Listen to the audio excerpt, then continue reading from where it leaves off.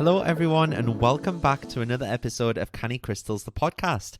As you know by now, my name is Mart. I am your host, and this week I can finally say that I've been approved and I'm officially an adoptive parent, minus the child for now, obviously. I honestly can't wait for the next adventure in my story to begin and to be actually placed with a child. How mad is this? From conception, but from months ago, like going through all of those meetings, going through all the training days. It's just such a nice feeling having that confirmation that it's now all over and done with. So the next steps now are just to be matched with a child. It's really, really weird. I feel like I'm shopping on Wayfair for children. If you know, you know. But it's like we create a profile all about us, and the kids all have their own profiles with their family history and their photos. And some of them are absolutely heartbreaking. It's a bit like Tinder, but for children. So weird. Anyway, once we get matched, we'll have to go to a matching panel. They basically sign it all off. And then they slowly introduce us into the child's life, who will currently be, living with foster parents. It's very, very exciting, though. I'm just nervous not knowing when it'll happen. So yeah, this could even be our final Christmas without child. I feel like Mary from the Nativity Story. Watch me have a baby on Christmas Day. Anyway, a few things to talk about before I crack on with this episode. I just wanted to briefly mention, what's going on in the world right now and acknowledge it, because someone messaged me the other day and they basically asked why I'm not speaking out about the war currently going on in Gaza. And although I disagree with everything going on, I don't think that my outlet as a podcast host, with a podcast all about keeping yourself mind strong, positivity, happiness, I don't think that that is the best funnel for talking about political issues such as these. And because of this, I've chosen not to discuss it, okay? So that's not to say that I haven't acknowledged it, because I have. It's absolutely horrid what's happening right now. Truly disgusting. I don't agree with anything that's going on. And I don't know even if some of you saw the other day on my Instagram, but I donated £250 to one of the charities helping people affected by it all. And this was paid for by you lot. So at checkout, there's an option for you to leave a tip, basically, and that's tax-free. So I totted it up and I matched that donation to £250 to help that charity out. And I feel like, that's all I have to say on the matter. I just hope that it all comes to a peaceful end soon. I don't think it's my place to talk about it or discuss it. Yeah, it's a really, really hard one, because obviously I don't agree with what's going on. I don't agree with what's happening in the world right now. But I don't think that this is the best outlet. And something that I think it was Denise Duffield Thomas, something that she mentioned the other week is that, if I'm affected by this and I get too sucked into this, I can't be there for my business. And if I can't be there for my business, I can't serve you lot. And if I can't serve you lot, you're not getting crystals, I'm not getting paid. We'll all end up in a downward spiral. So I'm trying to keep myself in, the best possible mindset so that I can help you all out. And that's all I have to say on the matter. End of.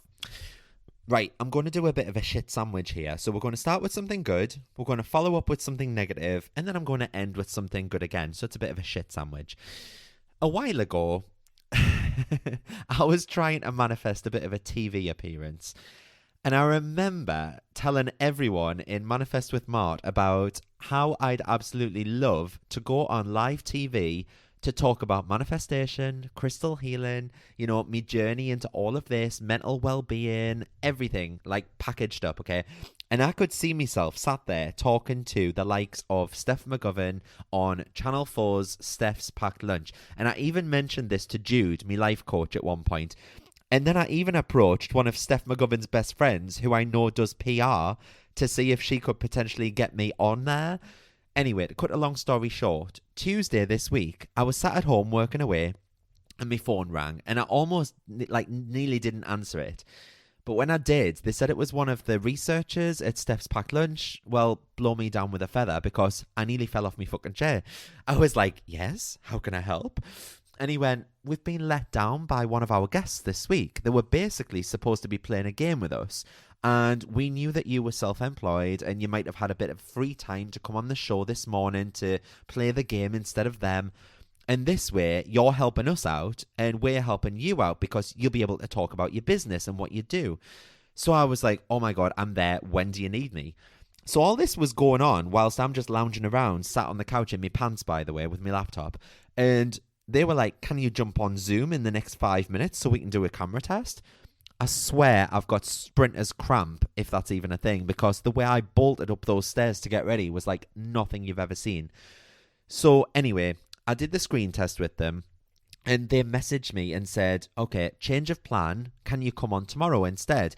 Because if you get one of the 2 highest scores across the whole week, you can then come down to the studios in Leeds this Friday, the day that this podcast comes out, and you can play the game live from the studio in a head-to-head with the other contestant. So from me attempting to get on Steph's Packed Lunch once, I'm potentially now going to be on there twice, hopefully all being well, because today, as I record it, it's actually Thursday. So fingers crossed, I've still got one of the highest scores. And if you're listening to this on Friday, tune in to Steph's Packed Lunch on Channel 4 at 1:45 to see me live in the studio playing the game. How mad is that going to be? I get to go on live TV. I got to talk about my brand, talk about Canny Crystals, talk about how it all came about, and potentially win lots of goodies at the same time. I am buzzing my nips off, if I'm honest. So anyway, now for the middle part of the aforementioned shit sandwich. I have to mention this just to get it off my chest. About a fortnight ago, I went to see S Club at Newcastle Arena. And before I get into this story, do not judge, okay? I only went because Johnny and his friends were all going. And you know when you have a bit of fear of missing out?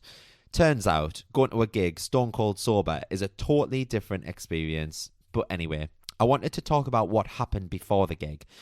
So when you get into the arena, there's all these like merchandise stands and bars and food stalls, all that jazz.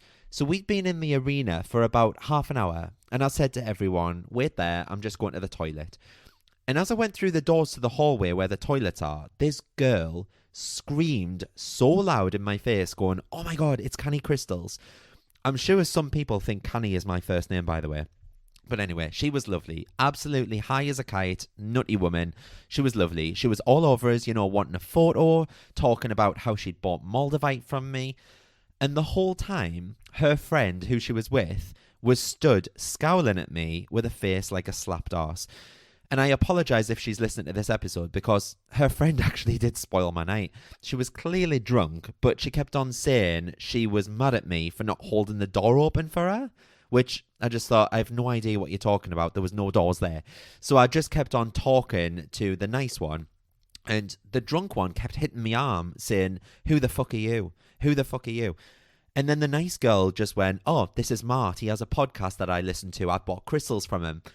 And the nasty one, she just turned around to us and went, oh, so you're a no one. Such a nobody. Thinking you're something that you're not. You're absolutely nothing.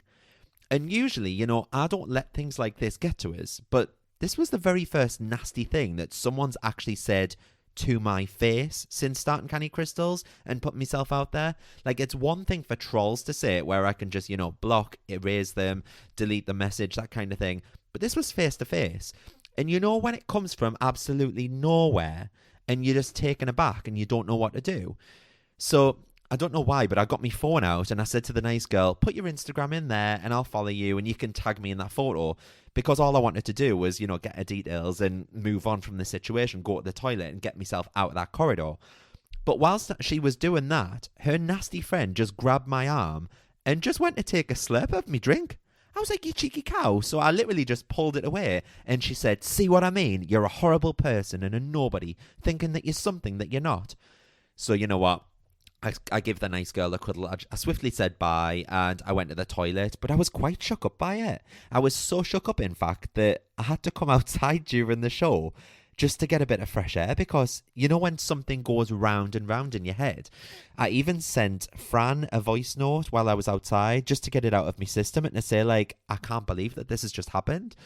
It's weird, isn't it? Like, because I have had a lot of backlash and a lot of trolling comments online, but like I say, never face to face since being in this line of work. So I just think it really, really shook us. And I'm sorry that if this nice girl is listening, because she does listen to the podcast, she's probably embarrassed. And for that, I am sorry. But Christ, some people.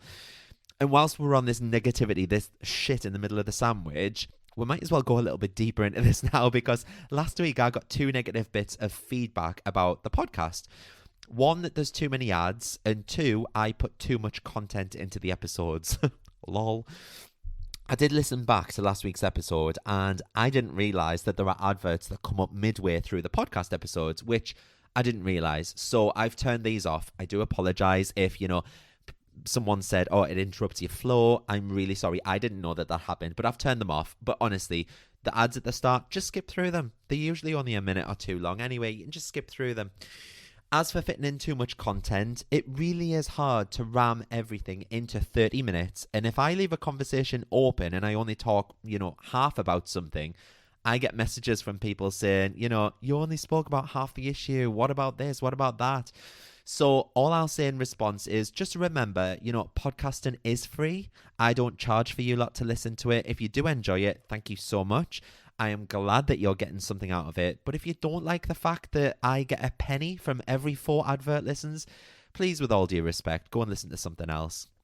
Anyway, that's all the negative Nelly talk out the way. Guess what? I've got some very, very exciting news to share with you. So yes, we are back to the bread bun of the shit sandwich. We've waded through the turd. We're out the other side.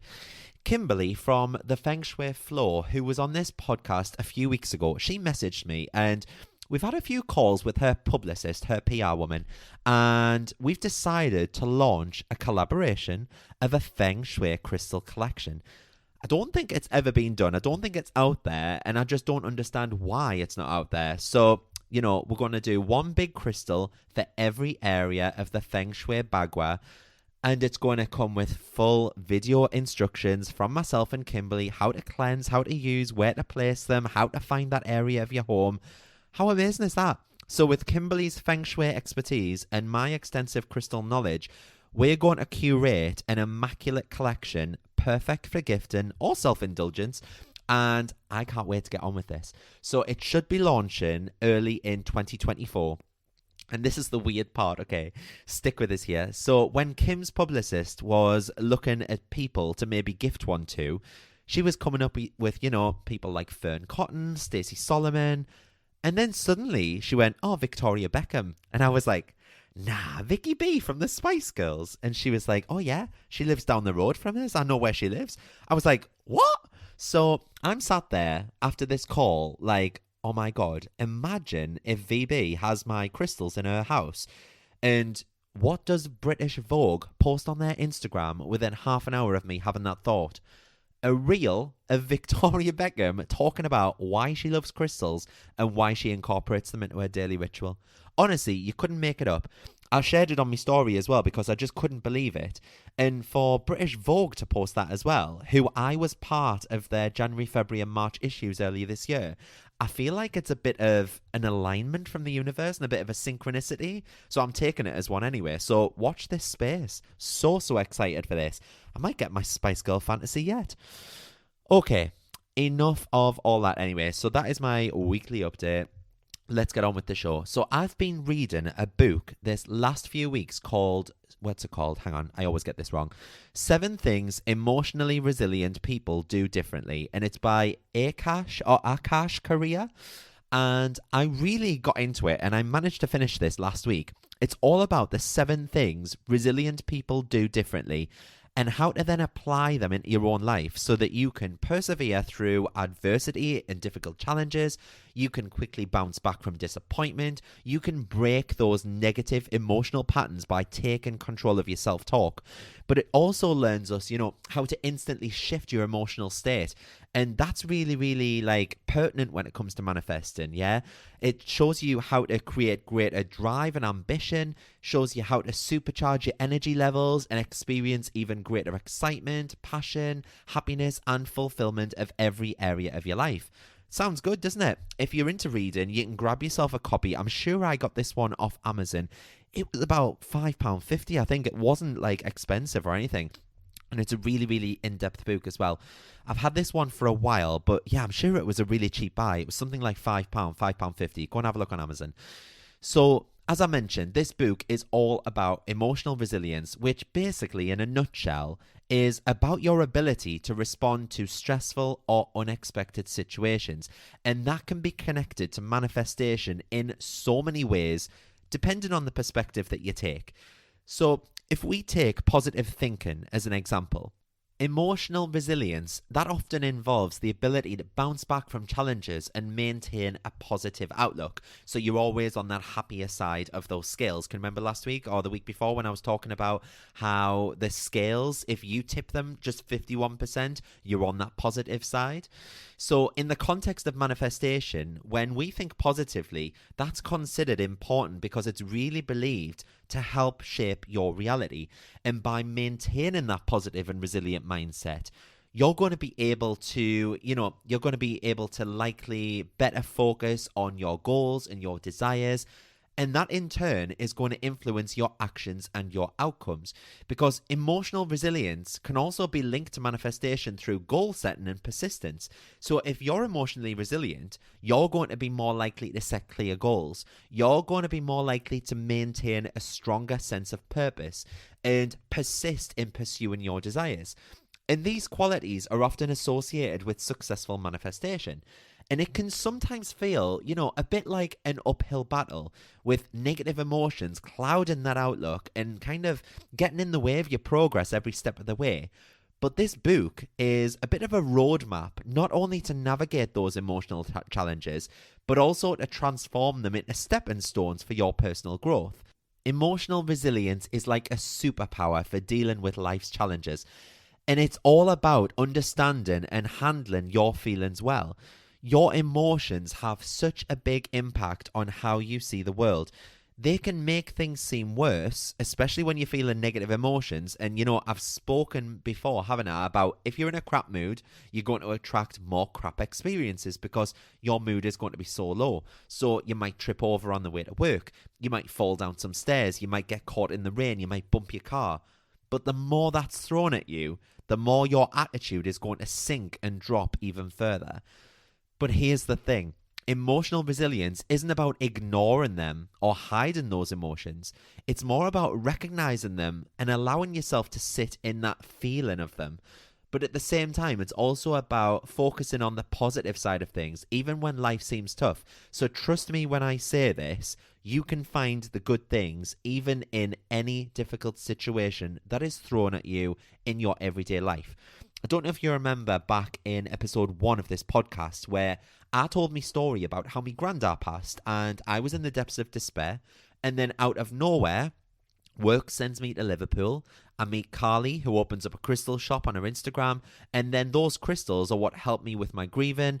That helped me to find my own feet and find spirituality, find the law of attraction, find this business. This business wouldn't be here if my granddad hadn't died. I probably would still be working in the NHS. So that is finding something good out of a really, really difficult and shit situation. It's like that old saying, isn't it, that every cloud has a silver lining.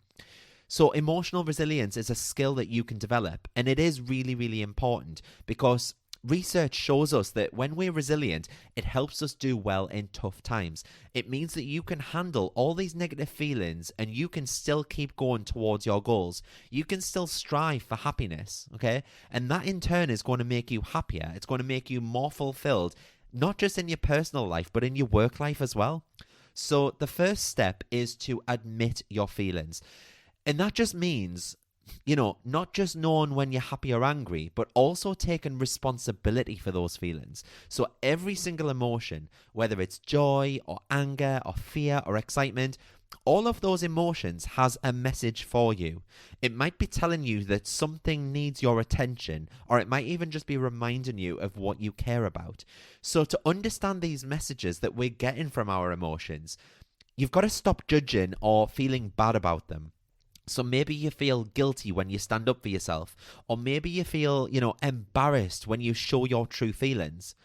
That self-judgment can get in the way of understanding yourself. And the first step is recognizing that and trying to move past it. So for example, imagine you're stressed, imagine you're frustrated because you can't meet a work deadline. Okay, your boss has come to you and said, hi Sandra, I don't know why I chose Sandra, but hi Sandra, I want this done. I want it done by 3 o'clock today. I know you're in back-to-back meetings today, but I want you to produce this 300-page document. I want it sent in to all these people. And you sat there like, oh my God.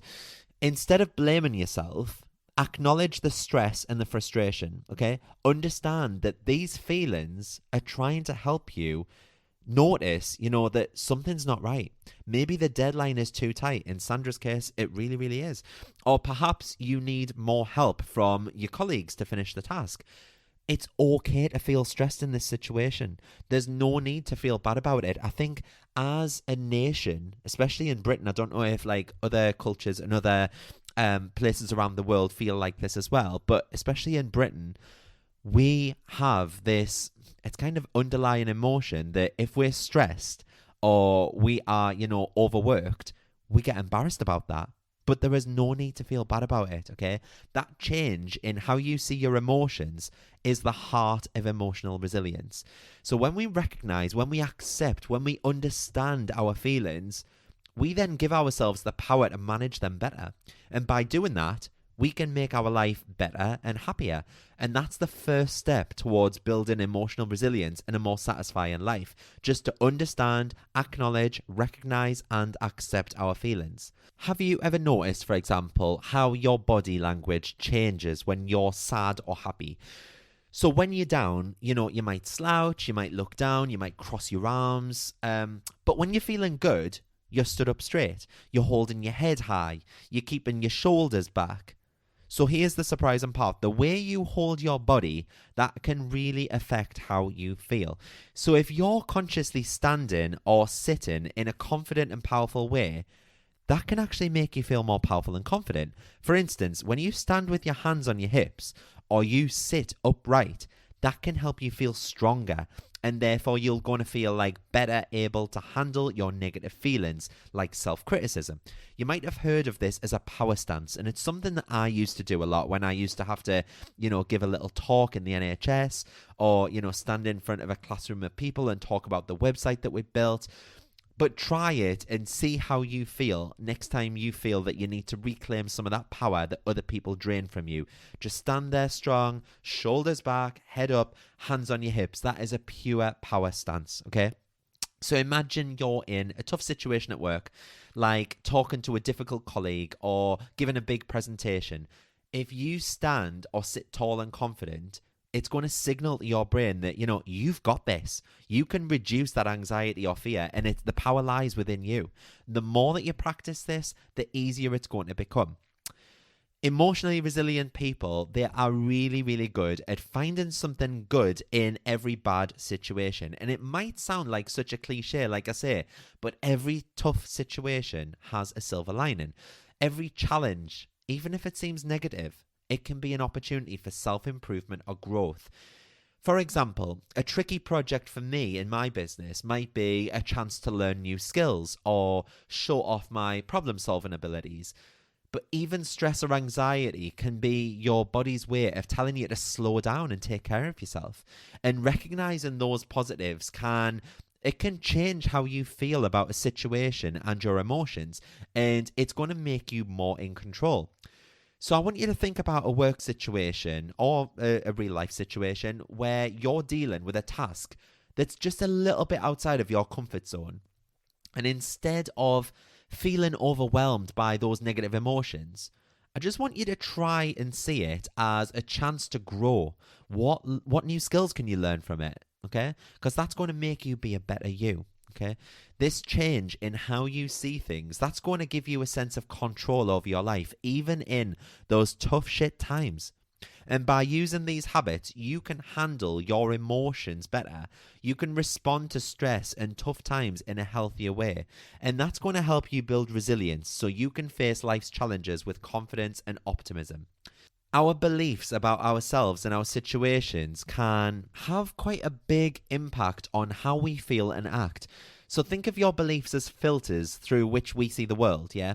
These filters are going to affect your emotions. For example, if you truly believe that you're going to fail at this work project, like Sandra, that belief might become a reality because you might not put out your best effort. And similarly, if you think you're a victim of circumstances, you might then feel helpless or stuck in those negative feelings, okay? So the good news is that you can control your beliefs. You can choose to believe in your abilities and your resilience and your capacity to handle these challenges. By changing your belief system, you can change how you react to every situation, you can change your behavior, and you can then ultimately get the results that you want. Okay? Emotionally resilient people ask themselves more meaningful questions. Instead of beating themselves up with, critical questions like, oh God, why was I so stupid? When they make a mistake or face a tough situation, they instead would ask something constructive like, what can I learn from this? Because it's about looking for lessons and solutions rather than dwelling on that negativity. And if you've done my 31 Days of Gratitude private podcast challenge, which I launched in January, or you've got the book off Amazon, head to cannycrystalsacademy.co.uk, it's all on there. If you've done that, there is one of the days is about this. So it's about like reframing something negative that's happened. And instead of saying, why did this happen? Saying, what can I learn from this? And maybe you'll realize that there's a bit of a communication issue to address, or that it's a chance to improve your conflict resolution skills. But asking those insightful questions, that's going to help you shift from that self-criticism, that self-blame, to self-improvement. And that's where we all want to be, in that self-improvement zone. That's going to lead to more positive and productive results. It's going to lead us to manifest our best life. And all of that combined is going to give you such valuable tools to build a better attitude and enhance that emotional resilience within you. So the way that you talk to yourself and the images that you create in your mind, they're also really, really important, because negative self-talk can make stress and anxiety worse. But positive self-talk, that's going to make you emotionally resilient. It's going to help you handle those tough situations better. Put in a nutshell, the words you use with yourself, that can help shape how you see things, and it can also affect how you act. For example, if you got criticized at work, instead of telling yourself, yeah, I always mess up, you can say, look, I've made a mistake, but I can learn from this. I can get better. Okay, so it's just reframing it. Instead of blaming yourself, you're saying, okay, what can I learn? How can I adapt this? Changing how you talk to yourself from being negative to being constructive, that can really change how you feel. It can help you to grow. It can make it easier to handle similar situations like this again in the future if it was to happen again. And just to quote something from the book as well, it mentions, picturing yourself doing well in a tough situation, because that can really help boost your confidence and it can help you be more prepared. So, for example, last Friday, or the Friday before when it was, when we were going through the adoption panel, 5 minutes before, I sat at the table and I visualized them saying congratulations. And I visualized myself, all happy, calm, relaxed, because I didn't want to go into that meeting full of high energy and being like, oh my God, what do I say, in full blown panic mode, okay?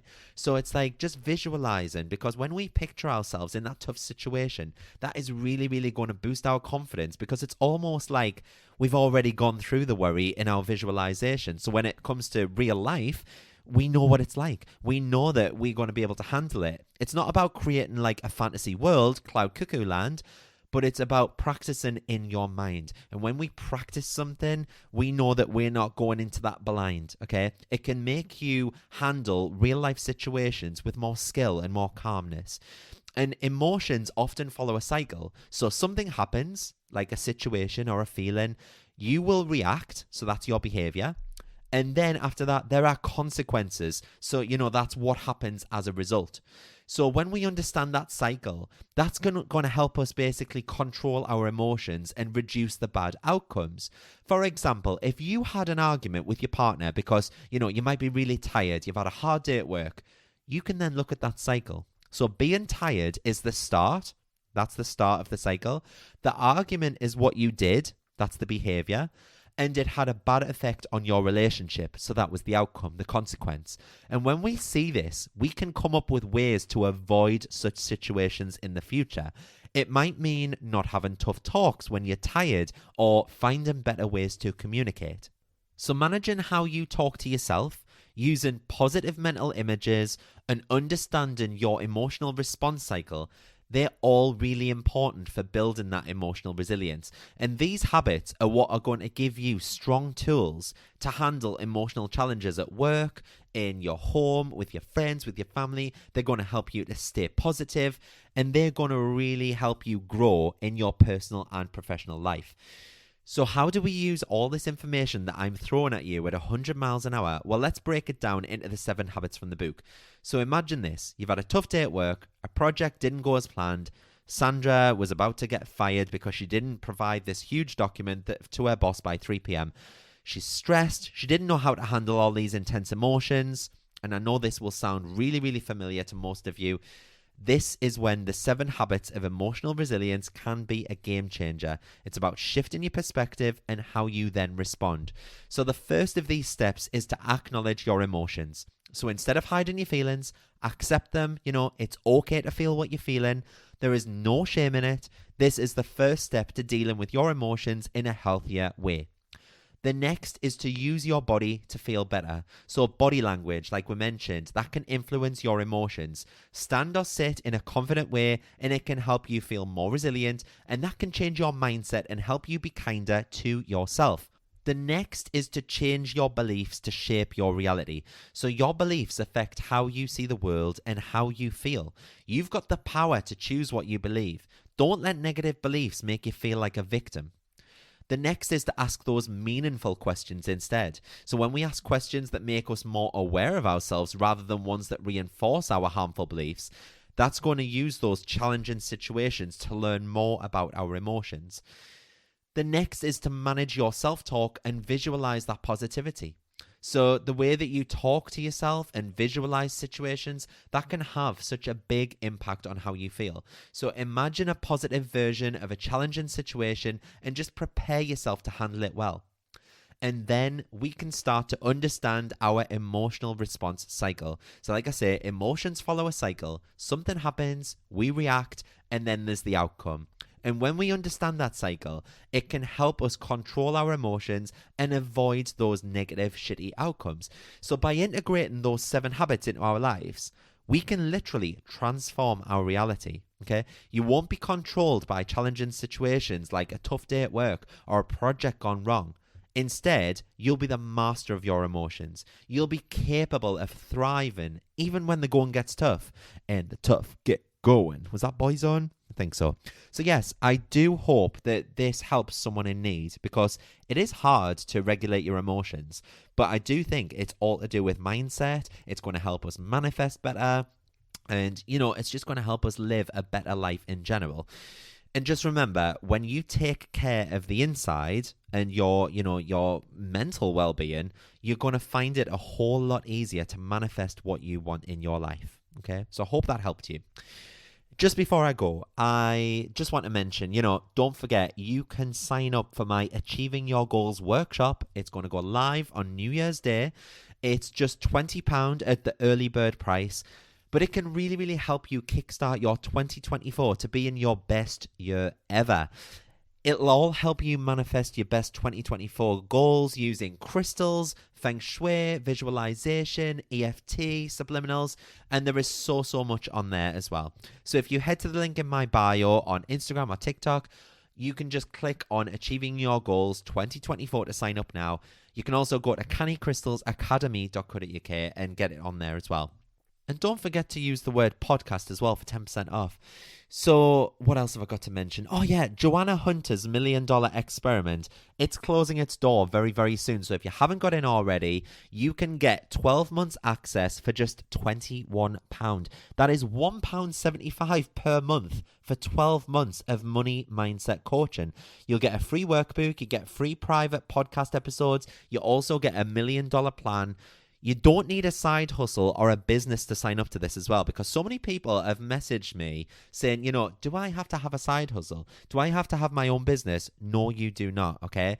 But if you are wanting to get in, do it quick, because the £21 offer will be ending very, very soon. Head to cannycrystalsacademy.co.uk /links, as in LINKS, and press on the 12-month coaching for £21 offer there. I will also put the link in the show notes for this episode as well. It's such a good deal that I'm even in it myself.